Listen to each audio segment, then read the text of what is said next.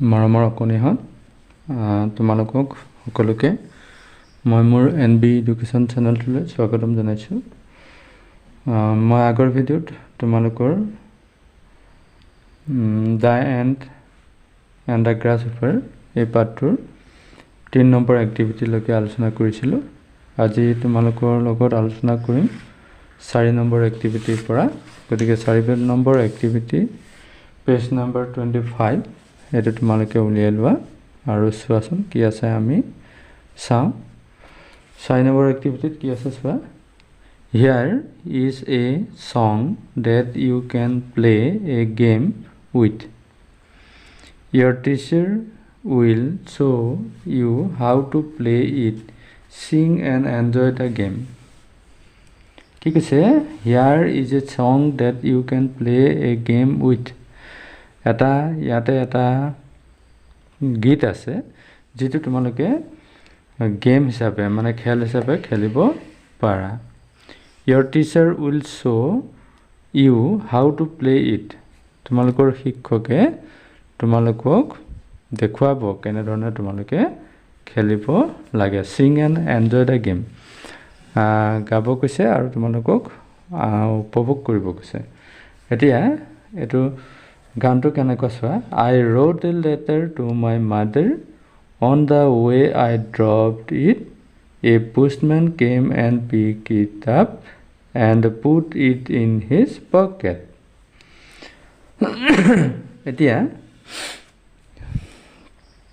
গানটো কেনেকৈ তাৰমানে এইটো 4 লাইনৰ 4 শাৰীৰ এটা গান বুলি কৈছে। আচলতে এইটো আমি কি চিঠি পোষ্ট কৰাৰ মানে চিঠি এখন আমি লিখাৰ পৰা কেনেকৈ আমি বেলেগ এজনৰ হাতলৈ যাব, যালে দিম তাৰ হাতত পৰিব, সেই কথাখিনি ইয়াতে উল্লেখ আছে। I wrote a letter to my mother. মই মোৰ মালৈ এখন চিঠি লিখিছিলোঁ। On the way I dropped it. A postman came and picked it up. On the way I dropped it. মই কি কৰিছিলোঁ লিখি পেলাই ৰাস্তাত যিটো পোষ্ট বক্স আছিলে তাতে ড্ৰপ ইট, এইটো মই ড্ৰপ কৰিছিলোঁ মানে পেলাই দিছিলোঁ, ভৰাই দিছিলোঁ নহয় জানো।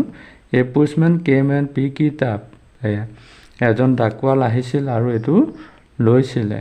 And put it in his pocket, আৰু তেওঁৰ পকেটৰ ভিতৰত এই চিঠিখন লৈছিলে। এতিয়া on the way I dropped it, on the way I dropped it মানে মই অহা ৰাস্তাতে পেলাই দিছিলোঁ। এইটো ছবিখনত দেখাইছে চোৱা। On the way I dropped it আচলতে চিঠি লিখাৰ পিছত কি কৰে ৰাস্তাত পেলাই নিদিয়ে, পোষ্ট বক্স আছে এই বক্সৰ ভিতৰতে সোমোৱাই দিয়ে।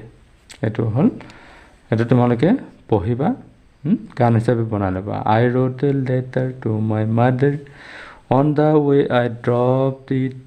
A postman came and picked it up and put it in his pocket. এনেকৈ বোলে তোমালোকে এইটো গাবলৈ চেষ্টা কৰিবা। এতিয়া আমি যাওঁ পিছৰ 5 নম্বৰ এক্টিভিটি। 5 নম্বৰ এক্টিভিটি কি আছে চোৱা। এক্টিভিটি নম্বৰ 5 ইয়াত কি দিছে চোৱা। Anjan is a good boy. Anjan এটা ভাল ল'ৰা। He likes to do all his work on time. He ভাল পাইছিল to do all his work, তাৰ কামবিলাক কৰিবলৈ অন টাইম সময়মতে। সি সময়মতে তাৰ কামবিলাক কৰিব ভাল পাইছিলে। Read what Anjan does during the day. Read পঢ়া, what Anjan does during the day, এদিনত অঞ্জনে কি কৰে এইখিনি পঢ়া। এতিয়া কি কৰে চোৱাচোন। 6 AM মানে ৰাতিপুৱা 6টা বজাত কি কৰে। I wake up. অঞ্জনে নিজে কৈছে যে at 6 AM I wake up. তাৰপিছত 6:15 কি কৰে। I brush my teeth. মই মোৰ দাঁত ব্ৰাছ কৰোঁ, দাঁতবিলাক চাফা কৰোঁ। I brush my teeth. তাৰপিছত 6:30 কি কৰে। I have a bath. I have a bath. মই কি কৰোঁ গা ধুওঁ।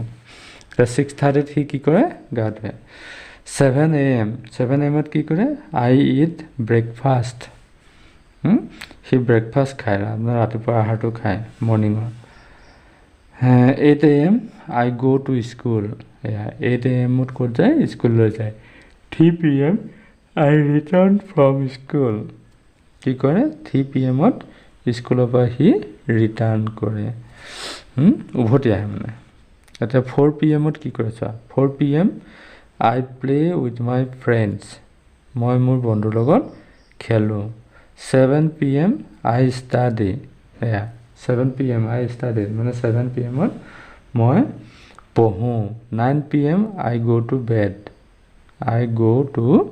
bed মই শু এতিয়া ইয়াতে প্ৰশ্ন কেইটামান আছে চোৱা now write what Anjan does every day কৈছে now এতিয়া write লিখা what Anjan does every day অঞ্জনে সদায় কি কৰে লিখা তে at 6 AM কি কৰে I wake up এটো 6 AM কি কৰে এটো I wake up এটো 6 AM এটো 6 AM গতিকে I wake up এটো at 6 AM I wake up at 7 AM I eat breakfast এতিয়া এটো 7 AM I eat breakfast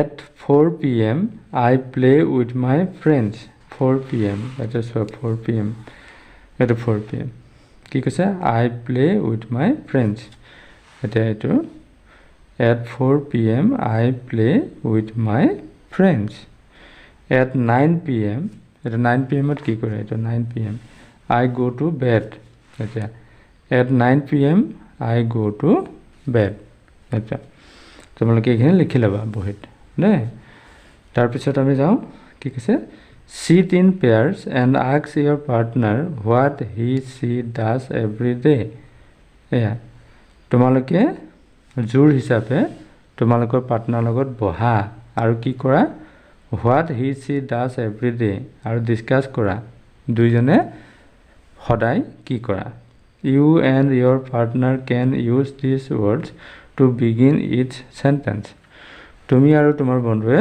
তলৰ বাক্যকিটা ব্যৱহাৰ কৰিব পাৰে সেন্টেন্স হিচাপে first I wake up at 6 AM first প্ৰথম I wake up মই উঠো at 6 AM 6টা বজাত মানে মই 6টা বজাত শুৱাৰ পৰা উঠো next I brush my teeth at 6:15 AM কি কৰো next পিছত I brush my teeth মই মোৰ দাঁত ব্ৰাছ কৰো at 6:15 AM then I have a bath কি কৰো মই গা ধুও তাৰ পিছত after that I eat breakfast তাৰ পিছত মই ব্ৰেকফাষ্ট খাওঁ ৰাতিপুৱা আহাৰটো খাওঁ এটো হল তোমাৰ 5 নম্বৰ এক্টিভিটি এটা 6 নম্বৰ এক্টিভিটি কি আছে 6 নম্বৰ এক্টিভিটি কি কৈছে read the announcement on the school routine notice board school notice board থকা announcement খিনি পঢ়িব দিছে read the announcement on the school notice board school notice board থকা announcement খিনি পঢ়িব কৈছে এতিয়া নাম্বাৰ A announcement কি দিছে চোৱা the students of class 3 and class 4 will visit a flood relief camp next Sunday পিছৰ Sunday 3 আৰু 4 ক্লাছৰ ছাত্ৰ-ছাত্ৰীবিলাক কি কৰিব flood relief campত যাব please bring old clothes and old books কি কৈছে please bring অনুগ্ৰহ কৰি লৈ আহিবা old clothes and old books পুৰণা কিতাপ আৰু পুৰণা কাপোৰ আৰু পুৰণা কিতাপবিলাক contact the class captain for bus timing contact class captainক তোমালোকে কন্টাক্ট কৰিবা বাছৰ টাইমিংৰ কাৰণে মানে বাছ কিমান সময়ত যাব হেতু জানিবৰ কাৰণে তো বি নম্বৰ আমাৰ নোটিছ বৰ্ডখনত কি আছে চাও কাম ওৱান কাম all Here's an announcement for you. Our school is starting Sanchayika, a small savings scheme. Sanchayika. Don't miss this golden opportunity. Save your pocket money. It will grow tomorrow. Yeah. Sanchayika নামৰ এটা কি খুলিব সঞ্চয়ৰ scheme খুলিব আৰু তাতে তোমালোকে সঞ্চয় কৰিব পাৰিবা এনেকৈ কৈছে সঞ্চয় মানে টকা জমা থোৱা এটা কি কৈছে চোৱা now answer the following in one word তলৰখিনি এটা শব্দত কি কৰিব দিছে উত্তৰ দিব দিছে day of visit to the relief camp কি সানডে এটো SUNDAY সানডে এতিয়া কোনদিনাখন যাব আমি সানডে পাইছিলোঁ এইটো সানডে এইটো সানডে গতিকে ইয়াত কৈ আছে day of visit to the relief camp কি সানডে SUNDAY নাম্বাৰ 2 কি কৈছে the name of the small savings scheme small saving স্কিমটোৰ নাম কি সঞ্চয়িকা এইটো সঞ্চয়িকা SANCHAYIKA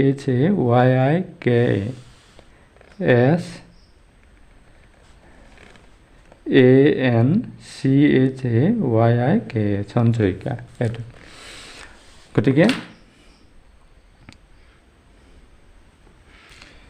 6 নম্বৰ আমাৰ এক্টিভিটিটো আলোচনা কৰিলোঁ তাৰপিছত আমাৰ আকৌ 10 এক্টিভিটিলৈকে আছে গতিকে পিছৰ ভিডিঅ'ত মই এইখিনি তোমালোকৰ লগত আলোচনা কৰিম গতিকে ভিডিঅ'টো শেষলৈকে চোৱাৰ বাবে সকলোকে ধন্যবাদ জনালোঁ ভিডিঅ'সমূহ চাই থাকিবা তেতিয়া তোমালোকে এই গোটেইখিনি বস্তু শিকিবৰ কাৰণে সক্ষম হ'বা গতিকে মোৰ চেনেলটোত যদি প্ৰথম আহিছা তেতিয়াহ'লে চেনেলটো ছাবস্ক্ৰাইব কৰিব নাপাহৰিবা আৰু লগ বন্ধুকো শ্বেয়াৰ কৰিবলৈ নাপাহৰিবা ধন্যবাদ